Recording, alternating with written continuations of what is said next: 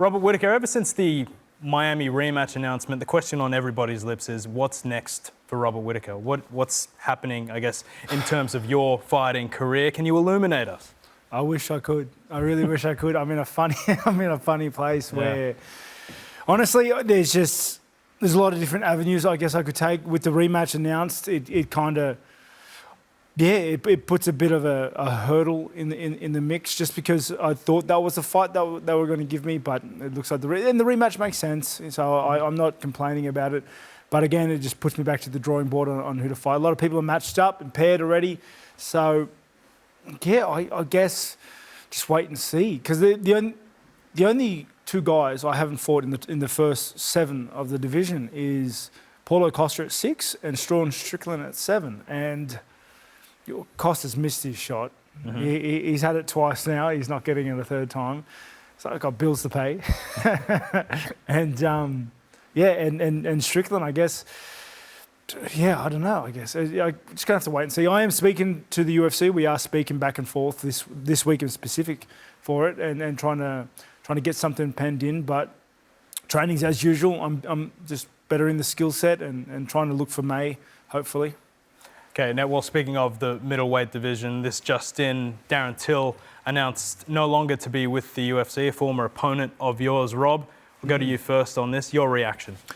Yeah, it's surprising, to be honest. I would have to believe that it's not purely because of his last few losses.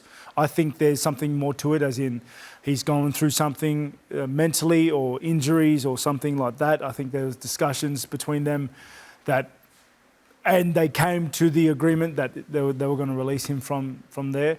So I can't see them just cutting him due to performance, because granted he's lost 5 out of his last 6, but he looks good when he looks good. He's still a big name, especially in that UK market. Yeah. He's a big name. People love the way he holds himself. They love he's a funny dude, quite charismatic. He gets the looks, and I can't see them doing that because of that. It was disappointing, Alex, right? It was a surprise, and he is a fan favourite, as you mentioned, Rob. And, it is such a shame. Okay, obviously he hadn't had the best run of form, but this is somebody that I imagine the UFC would want to keep around, right? Well, Rob hit the nail on the head. I don't think it would just be because of them losses.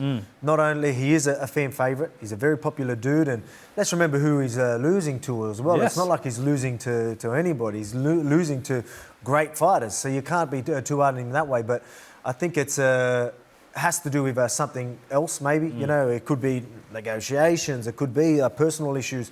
Who knows? But I definitely don't think it's just because of them losses. And you get tidbits of the things he's going through just from voiceovers with Chimaev, who trains with him, saying that he's going through some things. You see with his latest track record of pullouts from his injuries and whatnot he's had to go through. I'm pretty sure he went into that Brunson fight injured. I'm sure there is more to the story. We just can't see it. Well, we certainly wish Darren Till all the best, not only in his physical health, but also in his mental health. Looking ahead to this weekend, though, UFC 285, the main card looks like this. It's the long-awaited UFC debut for Bo Nickel. I'm super excited for that. He takes on Jamie Pickett.